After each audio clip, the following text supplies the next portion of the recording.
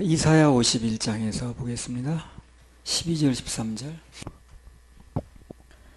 가라사대 너희를 위로하는 자는 나연을 너는 어떠한 자이기에 죽을 사람을 두려워하며 풀같이 될 인자를 두려워하느냐. 하늘을 펴고 땅의 기초를 정하고 너를 지은 자 여호와를 어찌하여 잊어버렸느냐. 너를 멸하려고 예비하는 저 학대자의 분노를 어찌하여 항상 종일 두려워하느냐. 학대자의 분노가 어디 있느냐. 예.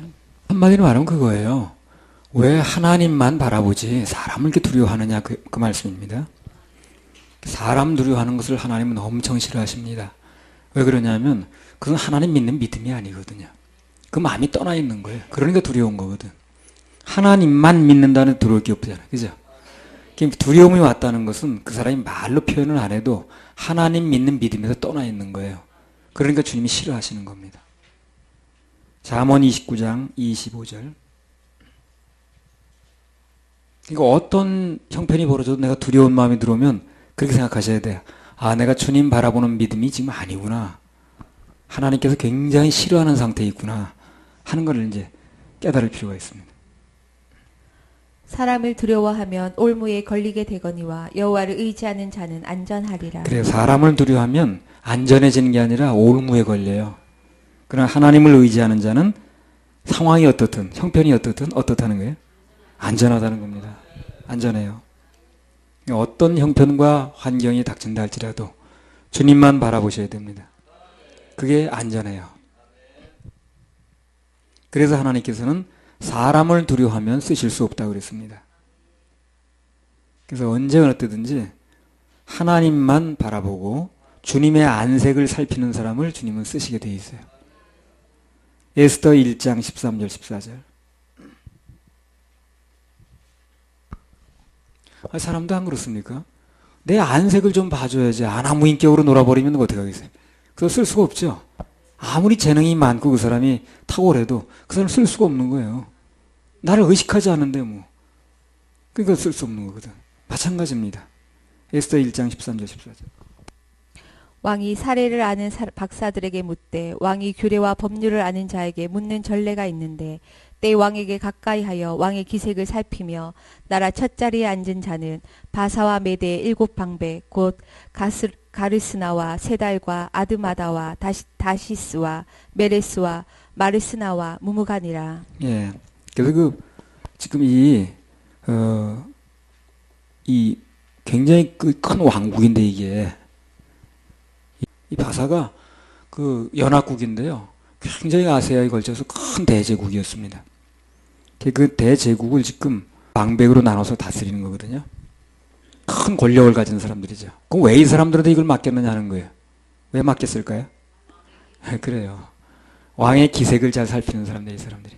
왕이 그 사람들의 일을 맡긴 겁니다. 그래서 왕이 그 기색을 살펴주는 사람들을 요직에 앉혀놓고 그들을 썼다는 겁니다. 이런 얘기를 왜 써놨을까요? 영적으로 똑같다는 거예요. 하나님께서 당신의 기색을 살피는 사람을 크게 쓰신다는 겁니다.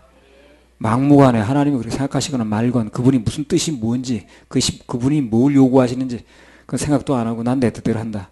그러면 그 사람은 자기 뜻에 의해서 쓰임받는지 모르지만 하나님의 뜻에 의해 쓰임받을 수는 없어요. 그래서 하나님의 역사를 체험할 수가 없습니다. 왕이 그의 기색을 살펴주는 사람을 요직에 앉혀놓고 썼다는 이 말씀이 굉장히 의미 있는 거예요. 출애굽기 2장 11절 12절. 모세가 장성한 후에 한 번은 자기 형제들에게 나가서 그 고역함을 보더니 어떤 애굽 사람이 어떤 히브리 사람 곧 자기 형제를 치는 것을 본지라.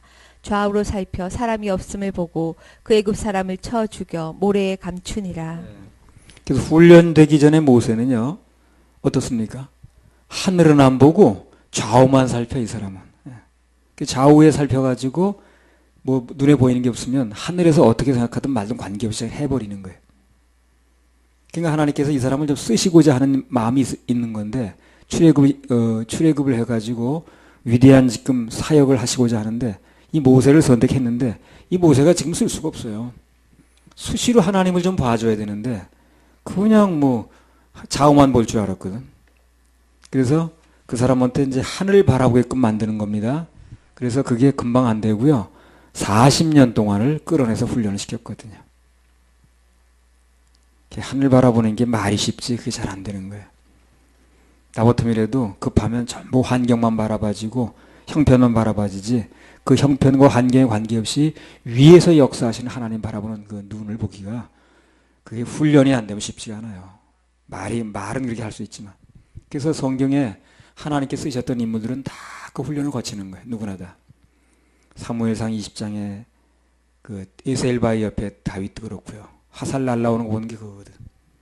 화살이 땅으로 기어오지 않죠. 열왕기상 17장에 엘리야와 그 그리 시내가에서 까마귀 통하는 훈련도 마찬가지입니다. 까마귀가 포복으로 옵니까? 기어와요. 하늘에서 날라오죠. 그러니까 사실 까마귀를 보는 게 아니라 하늘을 바라보는 거예요, 이 사람이. 하늘에서 날라올 때만 기다리고 있는 거거든. 다 전부 하나님의 사인을 바라보는 훈련을 시키는 겁니다. 선수가 감독 사인을 좀 봐줘야지. 감독이 사인한 날을 해야지. 감독이 무슨 사인했든 간에 아니 당신은 내셔 난 나대로 할 테니까.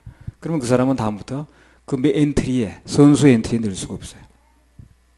그래서 하나님께서는 세상과 환경과 사람 바라보고 낙심하고 좌절하고 두려워하고 이런 사람을 쓸 수가 없고 어떤 경우에도 하나님만 바라보는 그 믿음을 가지는 사람을 주님은 불러서 선택해서 쓰시고 또 그에게 많은 능력을 베풀어 주십니다. 그 앞길에 막힘이 있으면 뚫어주시고 풀어주시게 하는 거예요. 이사야 51장 14절 결박된 포로가 속히 놓일 것이니 죽지도 아니할 것이요 구덩이로 내려가지도 아니할 것이며 그 양식이 핍절하지도 아니하리라. 그래 어떤 환경에서도 주님만 바라보면 그 사람을 하나님께서 어떻게 하시는가 기가 막힐 웅덩이에서 건져낸다는 거예요. 기가 막힐 웅덩이에서 이 기가 막힌 웅덩이에 빠졌 내가 지금 그런 웅덩이에서 건져내신다는 겁니다. 사실 웅덩이에 빠지면 뭐 볼 게 뭐 있나 저 위밖에 볼 데가 더 있어요. 그래서 정말 주님만 바라보는 그런 사람에게는 기가 막힐 웅덩이에서 건져낸다는 겁니다. 그래서 지금 기가 막힐 웅덩이에 빠진 분들은 주님의 손길만 기다리세요. 그럼 하늘에서 뭐가 내려옵니다. 건져내 주신대요. 시편 40편 1절 2절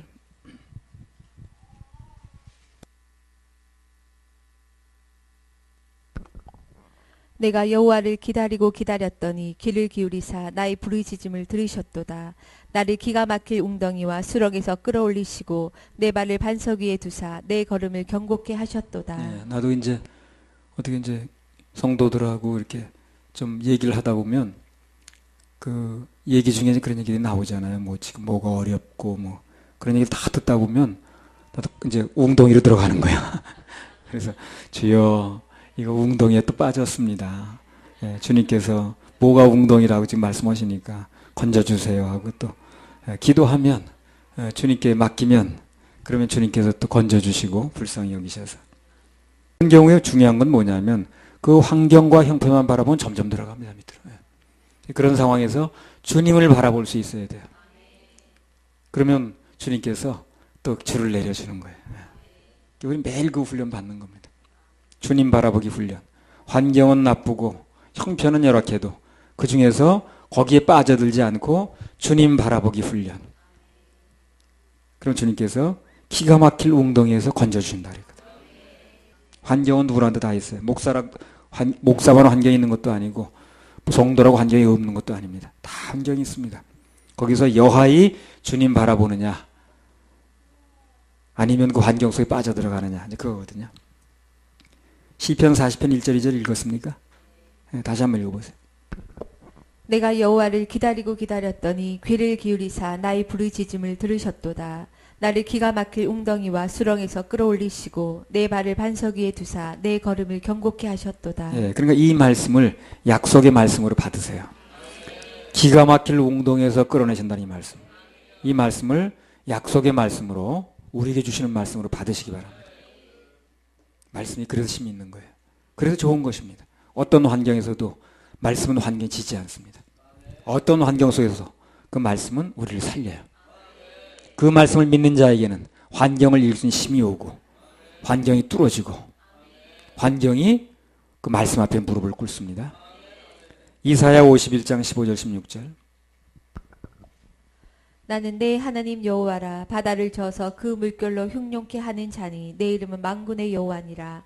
내가 내 말을 내 입에 두고 내 손 그늘로 너를 덮었나니 이는 내가 하늘을 펴며 땅의 기초를 정하며 시온에게 이르기를 너는 내 백성이라 하려 하였음이니라. 예, 이런 놀라운 분이 바다를 저어서 그 물결로 흉흉하게 하고 그 다음에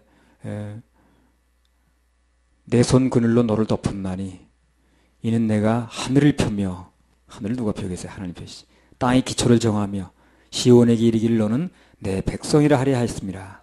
이런 분이 그분의 말씀을 내 입에 둔다는 거거든요. 이건 내 기도 제목입니다. 내 소원이기도 해요.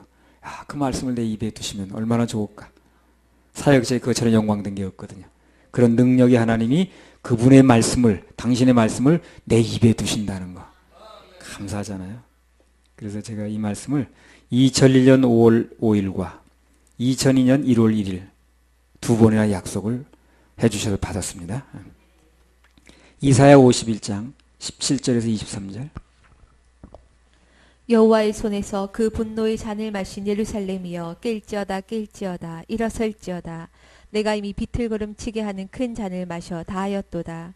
내가 낳은 모든 아들 중에 너를 인도할 자가 없고 너희 양육한 모든 아들 중에 그 손으로 너를 이끌 자도 없도다. 이 두 가지 일이 내게 당하였으니 누가 너를 위하여 슬퍼하랴. 곧 황폐와 멸망이요 기근과 칼이라. 내가 어떻게 너를 위로하랴. 내 아들들이 곤비하여 그물에 걸린 영양같이 온 거리 모퉁이에 누웠으니 그들에게 여호와의 분노와 내 하나님의 견책이 가득하였도다. 그러므로 너 공고하며 포도주가 아니라도 취한 자여 이 말을 들으라.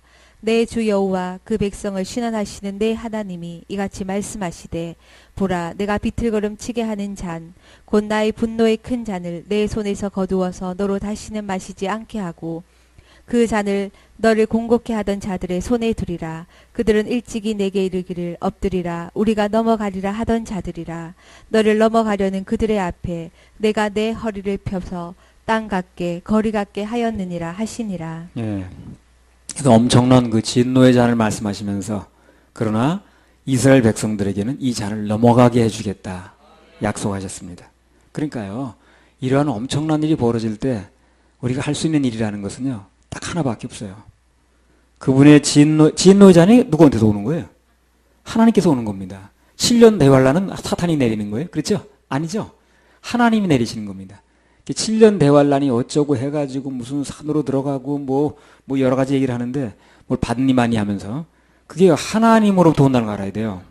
그래서 우리는 그분의 마음에 들게 하고 그 다음에 그분이 무슨 계획을 가지고 있는가 거기에 맞추면 되는 거예요. 그래서 미리 신부가 되면 그 환란에 안 들어가고 공중으로 들림받아서 피신시켜 주신다 그랬잖아요. 그거 그 말씀대로 해야지. 산에 들어간다고 되는 게 아닌데. 아니 어제 그 아모스서 9장 보니까 바닷속에 들어가서 그 숨으면 뱀한테 명령해서 물게 만드신대. 그렇게 그런 말씀 나오더라. 바다뱀이 엄청 독이 셉니다. 내가 뱀한테 명령해가지고 그 뱀한테 시켜서 물게 만든다고 그랬어요. 그러니까 사람은 바다뱀한테 명령 내릴 수 없어도요 하나님의 명령을 내리시는 거예요. 그래가지고 어디 구석에 숨어도 뱀이 와가지고 문다는 거거든. 어디 숨는다 그런지 나 모르겠네. 그래서 그런 환란이 닥칠 때도 우리는 어떻게 해서든지 그분 품에 파고들어야 돼. 애들도요, 야근 애들은요, 엄마가 막 화가 나 때리잖아요. 그러면 막 파고들어 가슴으로 그냥. 그런 애 있더라고 전에 보니까. 그럼 엄마가 어떻게 하겠어요? 봐줘야지 뭐. 자꾸 봐달라고 파고드는데 뭐 어떻게 하겠어. 근데 한 대 더 맞는 애들은 어떻게 하냐면 자꾸 슬슬 피해. 그러니까 더 맞는 거예요. 자꾸 파고들어야 되는데. 그래서 우리는 그저 주님 잘못했습니다. 주님밖에 없습니다. 한 번만 용서해 주세요. 네. 그러면서 또 파고들어야 돼. 그러면 그분은 어떻게 한다 그랬어요? 70번씩 7번이라도 용서해 준다 그랬죠. 70번씩 7번이 무슨 의미라 그랬어요? 숫자의 의미가 아니라 무한대로 용서해 준다는 거예요. 자식이니까. 하나님께로 돌아와서 분리만 되면 이게 섞여서 문제가 된 거거든요. 분리만 되면 그러면 또 하나님께서 또 용서해 줍니다. 진노의 잔을 그분이 거두고 가주세요. 창세기 1장 1절에서 5절. 분리가 중요해. 분리가. 태초에 하나님이 천지를 창조하시니라. 땅이 혼돈하고 공허하며 흑암이 깊음 위에 있고 하나님의 신은 수면에 운행하시니라. 하나님이 가라사대 빛이 있으라 하심에 빛이 있었고 그 빛이 하나님의 보시기에 좋았더라. 하나님이 빛과 어두움을 나누사 빛을 낮이라 칭하시고 어두움을 밤이라 칭하시니라. 저녁이 되며 아침이 되니 이는 첫째 나늘이라. 예, 어둠이라는 게 뭐냐면 여기서 구원받기 전에 인간의 마음을 상징합니다. 구원받기 전에 인간의 마음은요, 그 사람이 아무리 좋은 환경에서 얼굴 피고 살아도 마음은 어둡습니다. 빛이 들어가지 않았으니까 어두울 수밖에 없어요. 그리고 빛은 뭡니까? 여기서 예수님을 상징해요. 세상의 빛 되시는 예수님. 그래서 첫째 날 뭘 했어요? 분리가 됐죠. 분리가 되면, 거듭나면 그 다음부터 열매는 저절로 열리더라고. 그 11절 12절 한번 읽어보세요. 분리된 다음에 무슨 현상이 생겼나? 하나님이 가라사대 땅은 풀과 씨 맺는 채소와 각기 종류대로 씨 가진 열매 맺는 과목을 내라 하심에 그대로 되어 땅이 풀과 각기 종류대로 씨 맺는 채소와 각기 종류대로 씨 가진 열매 맺는 나무를 내니 하나님이 보시기에 좋았더라. 그렇죠. 빛과 어둠이 분리만 되니까 빛이 들어오니까 내 영혼에 빛이 들어오면 빛 대신 예수님이 들어오면 그 다음부터 열매는 저절로 열립니다. 그 요한복음 15장이 그 얘기 아니에요? 예수와 붙어 있으면 열매는 저절로 열린다는 거 아니에요. 요한복음 1장 4절 5절. 그 안에 생명이 있었으니 이 생명은 사람들의 빛이라. 빛이 어둠에 비추되 어둠이 깨닫지 못하더라. 예, 빛이 어둠에 비치되 어둠이 깨닫지 못하더라. 빛은 예수님을 말한다 그랬죠? 어둠은 뭡니까? 구원받기 전에 인간의 마음을 얘기하는 거예요. 그래서 구원받기 전에 인간의 마음에는 예수를 말해줘도 잘 모르는 거예요. 그러니까 어느 날 그 마음에 예수 그리스도를 받아들여서 빛이 비치면 그러면 그때부터 이제 말씀도 보여지고요. 들리고 깨달아지고 그렇게 하는 거거든. 그래서 구원받지 못한 인간의 마음에 빛 대신 예수께서 말씀으로 임하면 그러면 거듭나게 돼요. 하나님 자녀가 되는 겁니다. 그러면 열매를 맺는 거예요. 창세기 1장이나 똑같아요. 그러니까. 요한복음 15장에 보면 나를 떠나서 너희가 아무것도 못한다. 그러나 나와 붙어 있으면 열매는 저절로 열린다 그랬잖아요. 누구든지 포도나무라는 예수 그리스도라는 포도나무에 붙어만 있으면 어둠과 분리만 되면 과실은 저절로 맺습니다. 우리도 마찬가지예요. 우리 특별히 뭘 해서 맺는 게 아니라 주님과 늘 붙어 있고 그리고 분리하면 그러면 그 사람을 통해서 그 교회를 통해서 그 단체를 통해서 열매는 계속 열리게 되어 있습니다. 할렐루야. 우리 하나님께 박수 올려드려요. 자, 53장, 51장까지 끝내고요. 52장으로 바로 들어갑니다. 52장 1절에 3절. 시온이여 깰지어다 깰지어다 내 힘을 입을지어다 거룩한 성 예루살렘이여 내 아름다운 옷을 입을지어다 이제부터 할례 받지 않은 자와 부정한 자가 다시는 내게로 들어옴이 없을 것임이니라. 너는 티끌을 떨어버릴지어다 예루살렘이여 일어나 보좌에 앉을지어다 사로잡힌 딸 시온이여 내 목의 줄을 스스로 풀지어다. 여호와께서 이같이 말씀하시되 너희가 값없이 팔렸으니 돈 없이 속량되리라. 예. 시온이여 깰지어다 깰지어다 그랬습니다. 거기 사람들이 전부 자고 있었어요? 뭘 깨라는 거예요? 그건 아니겠죠, 그죠? 그건 아니겠죠. 육신적으로는 깨어 있는지 모르지만 영적으로 잠을 자고 있는 거예요, 사람들이. 그래서 깨라는 겁니다. 그래서 모든 사람들은요, 눈 뜨고 왔다 갔다 해도 하나님의 정확한 말씀을 들을 때까지는요, 어떻습니까? 다 잠을 자고 있는 겁니다. 몰라서 그래요. 잠자고 있는 거예요. 마태복음 1장 18절부터 25절.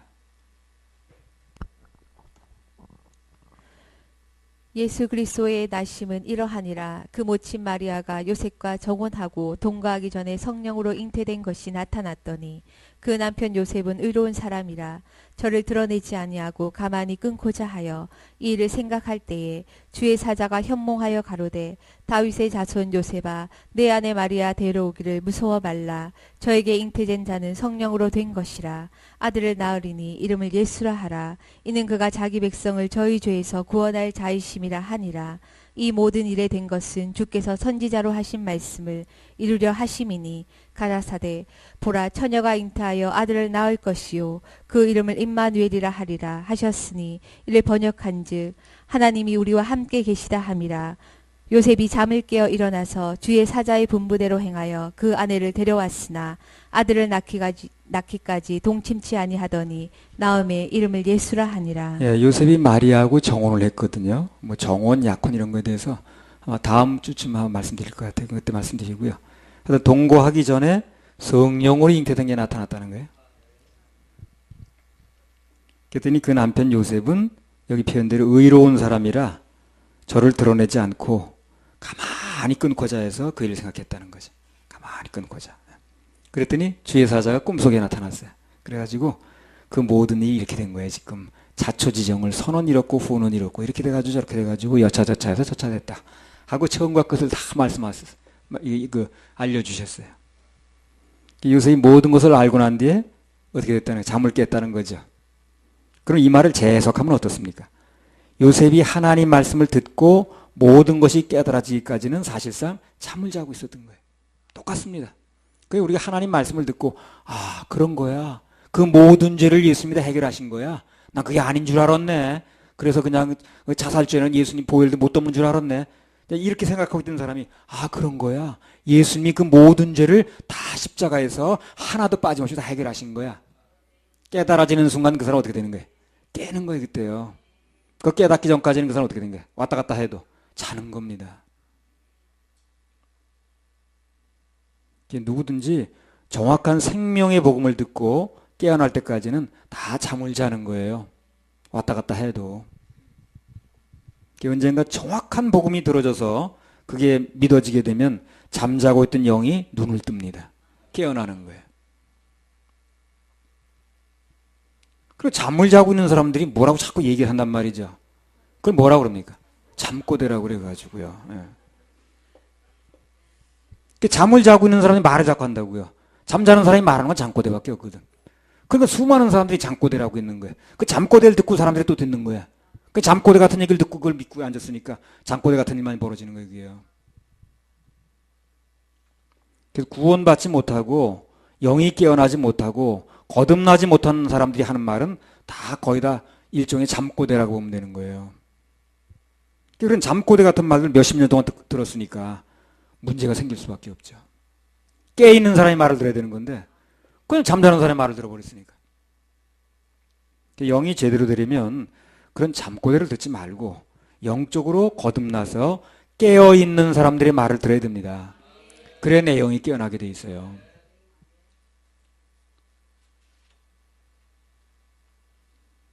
거기도 꼭 맞는 찬송이 한 곡이 있는데 뭐가 있을까요? 어서 깰지어다 나의 친구요. 52장 1절 다시 한번 읽어보세요. 시온이여 깰지어다 깰지어다 내 힘을 입을지어다 거룩한 성 예루살렘이여 내 아름다운 옷을 입을지어다 이제부터 할례 받지 않은 자와 부정한 자가 다시는 내게로 들어옴이 없을 것임이니라. 예, 여기 거룩한 성 예루살렘이여 내 아름다운 옷을 입을지어다 그랬습니다. 예. 이미 여러 번 말씀드렸다시피 인간이 입을 수 있는 가장 아름다운 옷은요 구원의 옷이에요. 구원의 옷. 그래서 옷을 아무리 잘 입고 있어도 구원을 안 받은 사람은 사실상 벗고 있는 거라고 말씀드렸죠. 그죠? 하나님 보실 때는 벗고 있는 거예요. 가죽 옷을 입을 때까지는 그 사람들이 뭘 입고 있어도 하나님 보실 때는 벗고 있는 겁니다. 수치를 가리지 않는 거예요. 그러니까 벗고 있는 사람들이 무슨 얘기를 또 하는 거야. 설교도 하고 다 하는 거야 지금. 이게 뭐 몰라서 그렇죠. 뭐 알고 보면 하여튼 뭐 어디서부터 무슨 얘기를 해야 되는지 모르겠어. 한두 가지가 아니야. 한두 가지가. 잠꼬대에서부터 시작해가지고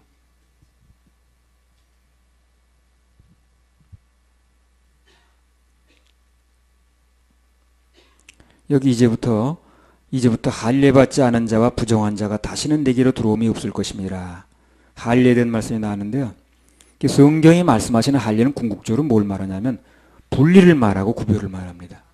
할례가 그걸 얘기하는 거예요. 그래서 할례하고 즉 분리가 돼야 열매도 맺을 수 있습니다. 신앙생활 분리가 안 된 사람은요 세월이 많이 가도 열매를 못 맺어요. 그래서 뭐가 맞다고 생각하면 딱 분리부터 해야 돼요. 그래야 열매를 맺을 수가 있습니다. 분리 못하는 사람은 열매를 맺을 수가 없어요.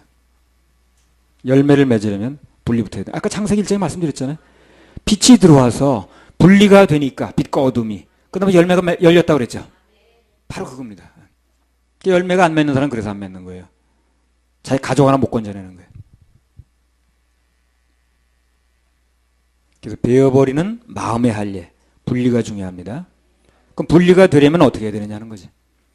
예레미야 6장 10절.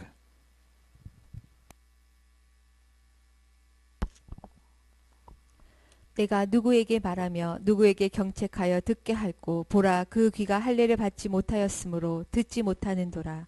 보다 여호와의 말씀을 그들이 자기에게 욕으로 여기고 이를 즐겨 아니하니. 여호와 말씀이요 욕으로 들려 욕으로. 그래가지고 받아들이는 게 아니라 막 비판하고 그냥 뻗뛰고 그러는 거야. 욕으로 들리니까. 왜 그렇습니까? 귀가 할례를 못 받아서 그렇다는 거예요. 분리가 되려면 먼저 귀가 할례를 받아야 되는데 귀가 할례를 받을 수 있는 장소, 그런 듣는 장소, 그러니까 그렇게 들을 수 있는 장소로 바꿔야 되는 겁니다. 분리가 안 된 오염된 소리가 나는 장소에서 계속해서 있으면 중독이 돼가지고 나중에 뭐가 뭔지도 몰라요. 어떤 게 옳은 건지는 모르는 거예요. 저 사람이 잠자면서 하는 소리인지 잠꼬 된지 제대로 정신 차리고 하는 말인지 구별이 안 되는 거예요. 안 되니까 거기 있겠지. 그죠? 안 되니까 거기 있겠지. 되는 데 있을 리가 없죠. 그러다 보니 중독은 점점 심해지는 거예요. 분리는 점점 어려워지고. 그러니까 구원도 제대로 안 되고 열매도 없는 상태에서 세월만 가는 거예요. 세월만. 제일 답답한 상태입니다. 자, 52장 2절. 너는 티끌을 떨어버릴지어다. 예루살렘이여 일어나 보좌에 앉을지어다. 사로잡힌 딸 시온이여 내 목의 줄을 스스로 풀지어다. 예. 그래서 분리가 되려면 세상에 그 티끌 같은 거, 별거 아닌 거, 별거 아닌 정, 관계 그런 거 다 끊어버리고 미련을 두지 말아야 돼요. 그래야 분리도 되고 제대로 된 말이 들리게 되어 있습니다. 분리를 못하는 사람 특징은 정을 못 끊고 미련이 많아. 예. 정이란 무엇일까? 주는 것과 받는 것과. 쓸데없는 정은 끊는 거라고 그랬죠. 정을 못 끊어 정을. 그래서 크게 얽매여가지고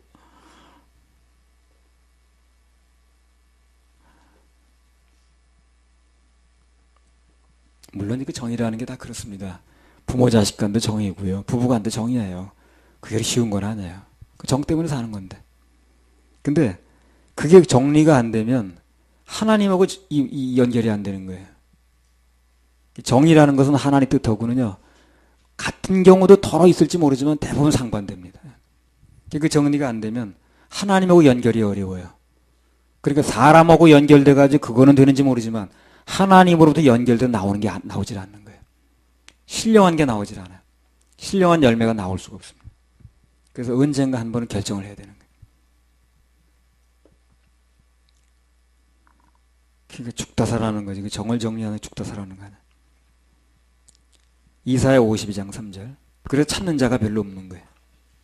생명으로 연결하는 분은 정을 끊어야 되거든. 그러니까 연결이 어려운 거예요.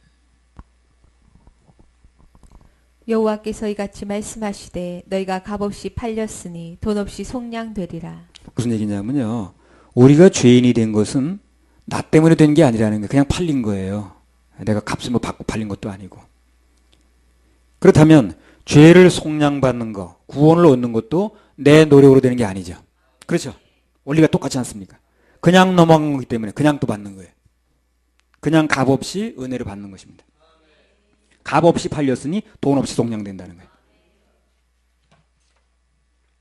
시편 51편 5절. 내가 죄악 중에 출생하였으며 모친이 죄 중에 나를 잉태하였나이다. 예. 그래서 앞서 이사야 51장에서 말씀드린 대로 죄는 내 행위가 문제가 아니고 아담으로부터 물려받은 게 문제가 되는 겁니다. 근데 사람들은 자기 행위 때문에 문제가 된 줄 알고요. 그걸 어떻게 해본다고 그래가지고 그냥 뭐 절에 들어가고 산에 들어가고 입산 수도하고 혀로다 뭐 계단을 긁고 다니고 난리를 치는 거예요. 자기 때문에 생긴 줄 알고. 죄는 내 행위와 관계 때문에 생긴 게 아니에요. 물려받은 것입니다. 그래서 내 행위와 관계가 없기 때문에 그것에 대한 용서도 내 행위와 관계가 없는 거예요. 이걸 사람들이 속고 있는 거야. 그래서 자기 행위 때문에 된 줄 알고 그걸 어떻게 고쳐보려고 회개를 해야 된다고 그러고 뭐 그런 죄를 더 이상 짓지 말아야 된다고 그러고 뭐 큰 죄니 작은 죄니 따지면 알지. 그래서 구원은 내 행위대로 되는 게 아니고 하나님의 은혜대로만 되는 겁니다. 그때 2013년 5월 달에 셋째 주에 어떤 청년이 성경 공부를 하는데 은혜 좀 받았나 봐요. 그러더니 나와서 하는 얘기가 받은 은혜 쏟을까 봐 겁난다고 그랬거든. 그리고 내가 주님 버리지 않게 해달라고. 그게 바로 뭐예요? 행위가 안 떨어져 나서. 우리는 받은 은혜 쏟을 수밖에 없어요. 받은 은혜 쏟을 수밖에 없는 사람인 걸 아셔야 돼요. 그걸 뭘 인정하고 들어가야 됩니다. 그래서 하나님께서 우리의 구원을 사람의 행위로 하지 않는 거예요. 예수님의 십자가 행위로 하는 것입니다. 그걸 알아야 돼요. 뭘 자기가 안 쏟아 안 쏟기는. 그리고 받은 은혜 받으면 벌써 그냥 집에 가서 성질부터 나는데 그냥. 이 영이 맑아 있을 때는 예민합니다. 예민해요. 그래가지고요. 혼탁해 있을 때는 왜 그냥 넘어가던 사람도 영이 예민해 있기 때문에 성질도 더 잘 나는 거예요. 그래서 은혜를 막 받고 그냥 충만해 있을 때는요. 영이 좀 맑아 있는 상태거든. 그래서 조금 무슨 어떤 소리가 들리거나 그러면 더 예민하게 들리는 거예요. 그게 쏟기가 더 좋아요. 그래서 디도서 3장 5절. 그러니까 또 그게 이제 한다는 소리가 은혜 좀 받았더니 말 충만하니까 좀 마귀가 나를 지금 팔싹 쏟게 만든다. 어쨌든 그게 이제 그럴 때는 더 잘 들리는 거예요. 내가 영이 맑아 있는 상태라. 흙탕물에는 흙탕물 좀 집어넣어도 별 표가 안 나죠. 근데 맑은 물에는 한 숟갈만 집어넣어 표가 나죠. 그 시기라. 그래서 우리는 은혜를 쏟을 수밖에 없어요. 거기다 걸고 있으면 안 돼요. 맨날 다 그냥 은혜 받았다 그러고 그냥 뒤집어 엎었다가 쏟았다 덮었다 그거 하다 세월 다 가. 그리고 맨날 기도원 간다고 좀 은혜 받고 왔다 쏟고 막 그렇게 하는 거예요. 그럼 또 간다고 그러고 맨날 왔다 그러는 거예요. 디도 3장 5절. 한두 사람이 그런 사람이. 우리를 구원하시되 우리의 행한 바 의로운 행위로 말미암지 아니하고 오직 그의 긍휼하심을 조차 중생의 씻음과 성령의 새롭게 하심으로 하셨나니. 이 구원이 행위는 맞는데 우리의 행위가 아니라 예수님의 십자가에서 흘리신 피, 예수님 엄격히 말하면 예수님의 행위 때문에 되는 거예요. 행위는 맞아요. 누군가 했으니까 되는 거지. 그런데 내 행위가 아니라 예수님의 행위 때문에 되는 거예요. 우린 그걸 믿는 거예요. 예수님의 행위 때문에 되어진 걸 가지고 성경은 헤세드라고 그럽니다. 헤세드. 헤세드가 뭐예요? 은혜입니다. 은혜. 나는 행위를 한 게 아닌데 행위는 그분이 했는데 효과는 내가 보거든. 그 결과의 열매는 내가 먹거든. 그래서 그걸 가지고 헤세드라고 그래. 헤세드란 말은 많이 하면서 그 헤세드를 자기 인생에 적용할 줄 몰라. 구원은 이미 주셨는데 받는 방법을 몰라. 그게 못 받아. 그래서 받는 방법을 몰라가지고 구원이 안 이루어진 게 아니라 구원은 이미 십자가에서 다 이루어 놓으신 거예요. 받는 방법을 모르는 거예요. 그래서 못 받고 있는 거예요. 에베소 2장 8절 9절 한번 읽어보세요. 너희가 그 은혜를 인하여 믿음으로 말미암아 구원을 얻었나니 이것이 너희에게서 난 것이 아니요 하나님의 선물이라. 행위에서 난 것이 아니니 이는 누구든지 자랑치 못하게 함이니라. 예, 행위에서 난 게 아니라 그랬죠. 그래서 내 행위와 관계없이 주어지기 때문에 선물 또는 은혜, 조금 고상한 말로 헤세드 그러는 거예요. 신앙생활이라는 것은 내가 주님을 버리지 않아서 노력해서 유지되는 게 아니에요. 그게 아니고 하나님께서 우리를 버리지 않으시니까 유지되는 겁니다. 요한복음 10장 29절.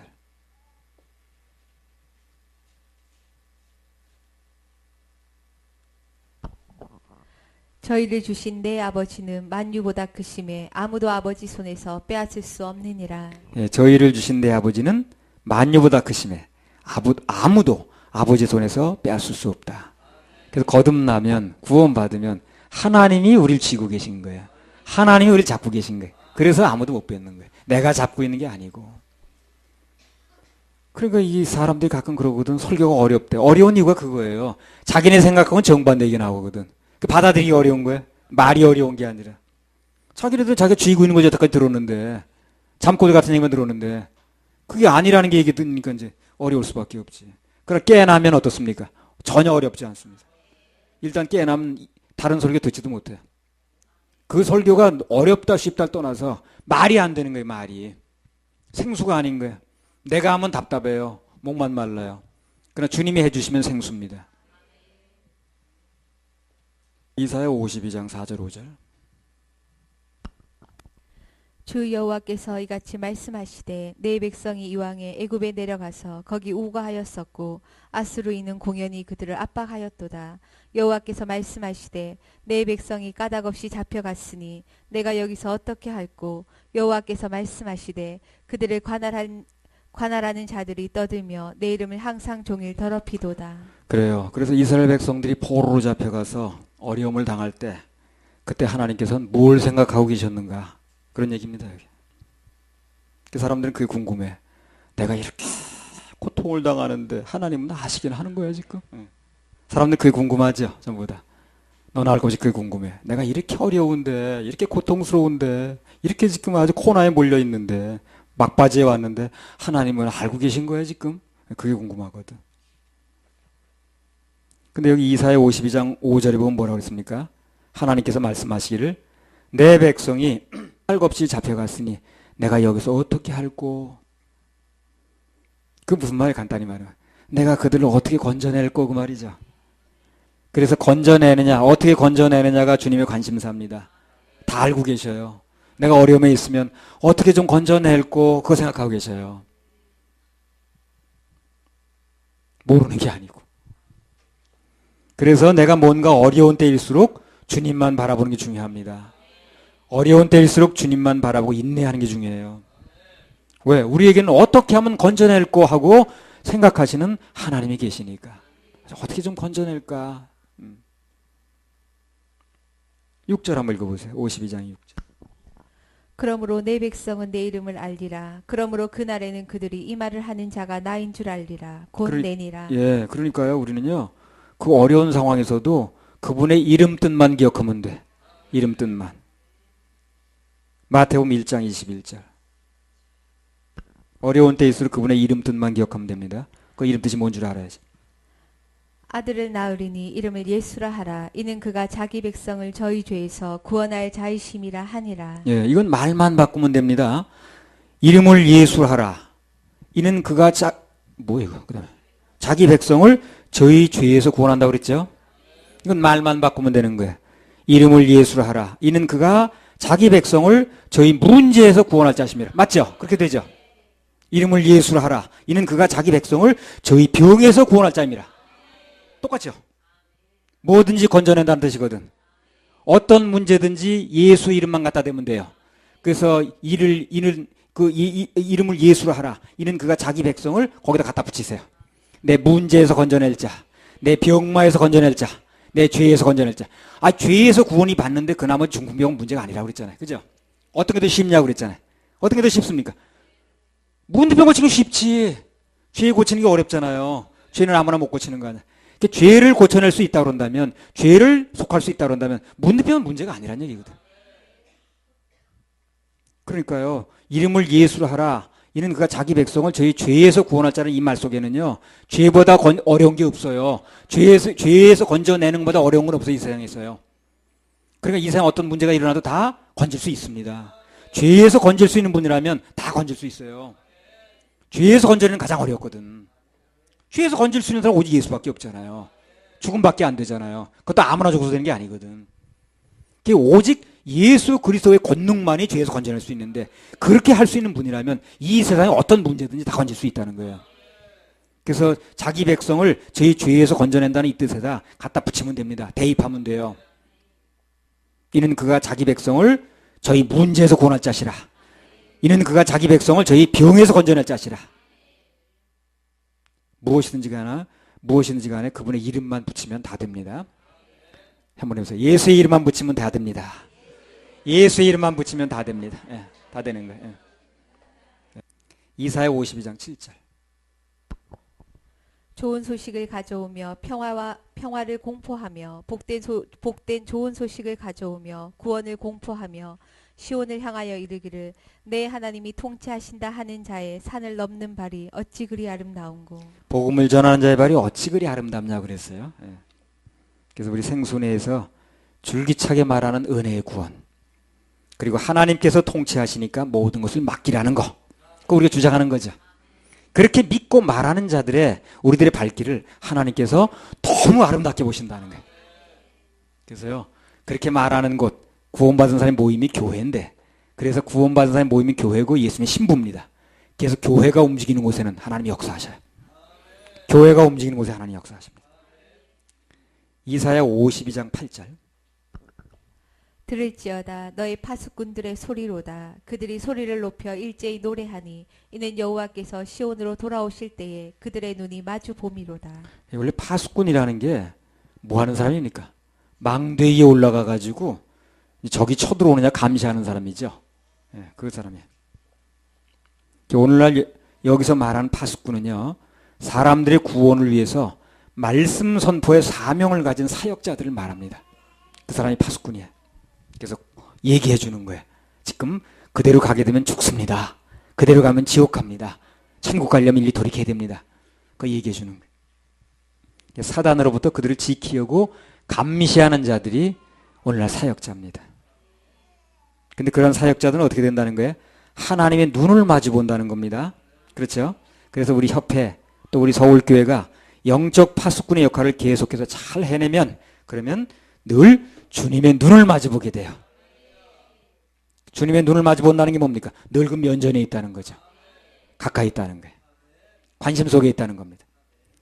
그래서 복음을 전하는 자 또는 말씀을 선포하는 자는 늘 하나님의 관심 속에 삽니다. 그분의 사랑의 눈길 속에 살게 돼 있어요. 이게 감사하지.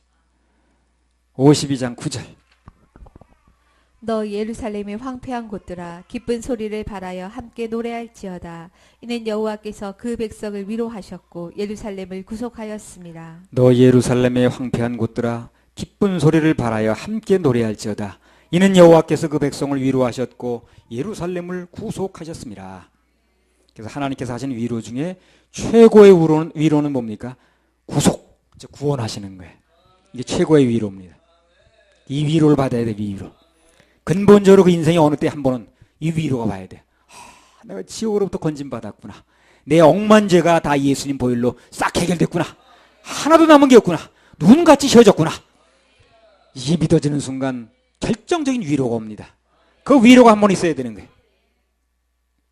그 위로를 경험 못한 사람은요, 무슨 우리 사위가 무슨 판사 사위, 그거 큰 위로 아니에요. 예. 나중에 정년 퇴직하면 어떻게 되는가, 그럼 판사. 위로 떨어졌네, 그럼. 예. 영원히 변치 않는, 받은 구원 뺏기지 않는 그 위로가 와야 돼. 그 사위가 일생 동안 영원토록 판사냐고 글쎄. 그래서 하나님께서 하시는 위로 중에 최고의 위로는 구원하셨다는 겁니다. 그래서 어떤 영혼에게 우리가 복음을 전해서 건지게 된다면 그들에게 최고의 위로를 하는 것입니다. 그보다 더 큰 위로가 없거든요. 그리고 복음을 전해서 저들을 건질 수 있다면, 복음이 전파된다면 그들에게 최고의 위로를 해주는 거예요. 그렇죠? 지옥 갈 영혼이 건진받아서 천국 가는데 그보다 더 큰 위로가 어디 있겠어요? 이사야 52장 10절. 여호와께서 열방의 목전에서 그 거룩한 팔을 나타내셨으므로 모든 땅끝까지도 우리 하나님의 구원을 보았도다. 예, 모든 땅끝까지도 하나님의 구원을 본다는 거. 이건 바꿔 말하면요, 복음이 땅끝까지 전파된다는 겁니다. 땅끝까지 확장된다는 거예요. 앞으로 이 복음은 나갈 수밖에 없어요. 절대적으로 나갈 수밖에 없습니다. 이것은 우리가 무슨 원하고 안 하는 걸 떠나서 이 복음은 반드시 땅끝까지 나가게 돼 있어요. 우리 복음을 분명히 가지고 있으면, 이 복음을 전파하는 일 우리가 맡고 있으면 계속해서 우리는 확장되게 돼 있고요. 결국은 나가게 돼 있습니다. 결국은 세계로 퍼지게 돼 있어요. 그래서 앞으로 이렇게 쓰임받기 원하는 사람들은요, 부지런히 양육받고 준비해 놓으셔야 됩니다. 기회가 왔을 때 그것을 쓸 수 있어야 돼요. 나는 아직 준비가 안 돼가지고요, 다뤄보질 않아가지고요. 그럼 어떻게 그래? 쓸 때가 됐다는데. 쓰임받기 원하는 사람들은 부지런히 지금 양육받고 준비해 놓으셔야 됩니다. 그래서 그렇게 되면 이 세상에서 가장 값지고 귀한 일들이 기다리고 있습니다. 할렐루야. 우리 하나님께 박수 올려드려요. 11절. 너희는 떠날지어다 떠날지어다 거기서 나오고 부정한 것을 만지지 말지어다 그 가운데서 나올지어다 여호와의 기구를 매는 자여 스스로 정결케 할지어다. 이 말씀의 원뜻은요, 이스라엘 백성들이 바벨론 포로 생활로부터 돌아올 때 그곳에 미련을 두지 말라는 뜻으로 쓴 거예요. 원래는요. 그 바벨론에서 몇 년 살다 보니까 뭐 70년 살았죠, 그 사람들이요. 그러다 보니까 거기서 또 그렇잖아요. 원래 이사 가서 살다 보면 세간살이 늘어나잖아요. 이것저것 사다 보니까 밥통도 사고 뭐 그러다 보니까 늘어났지. 그래 거기 또 정이 붙은 거예요, 사람들이 그새. 어느 날 갑자기 돌아오라 그러니까 거기 뭐 사놓은 것도 있고 기반 잡아놓은 것도 있는데 다 놓고 와야 되거든. 그러니까 그걸 미련두지 말라는 얘기를 하는 거예요. 그래서 이 말씀을 오늘을 사는 우리들이 적용하면 하나님께서 우리를 부르시거나 아니면 뭔가 감동을 주실 때는 지금 현재에 미련을 두지 말라는 겁니다. 전혀 그럴 필요가 없다는 거예요. 그냥 떠나면 돼요. 와스디처럼 조그만 잔치 그거 안 놓치려고 큰 잔치 놓쳐서는 안 된다는 거예요. 그래서 그냥 그 조그만 잔치 그냥 내려놓고 큰 잔치에 들어오면 무조건 아멘하면 엄청 좋은 일이 예비되어 있습니다. 12절. 여호와께서 너희 앞에 행하시며 이스라엘의 하나님이 너희 뒤에 호위하시리니 너희가 황급히 나오지 아니하며 도망하여 행하지 아니하리라. 예, 그래서 우리 하나님의 자녀들 그리고 사역자들은요 늘 하나님께서 이렇게 말씀대로 철저하게 보호하시고 그리고 호위해 주십니다. 뭘 할 때도 황급히 쫓기듯 하지 마세요. 느긋하게 하세요. 그냥 우린 보호가 있는 거예요. 우리 김동 그 사역을 할 때도 마찬가지예요. 이 영혼 놓칠까봐 그냥 뭐 노심초사 그러지 마세요. 여유 있게 하세요. 그냥 복음을 전해주고 과감하게 하시면 됩니다. 이러다 이 사람 놓치는 거 아니야? 도망가는? 아니 도망갈 사람은 어차피 도망가. 붙일 사람은 어차피 붙는 거고 떠날 사람은 어차피 떠납니다. 붙일 사람은 밀어내도 오는 거고. 그래서 사역은 오직 주님 바라보고 해야지 사람 바라보고 하면 안 돼요. 사람 바라보고 사역하면 덜 괴롭고 낙심할 일만 있는 거라. 그러나 주님 바라보고 사역하면 어떻습니까? 늘 새 힘이 오고 소망이 생깁니다. 왜? 어떤 상황이 벌어져도 주님께서 일하실 게 기대되니까. 한번에 새 힘, 새 힘. 자, 13절.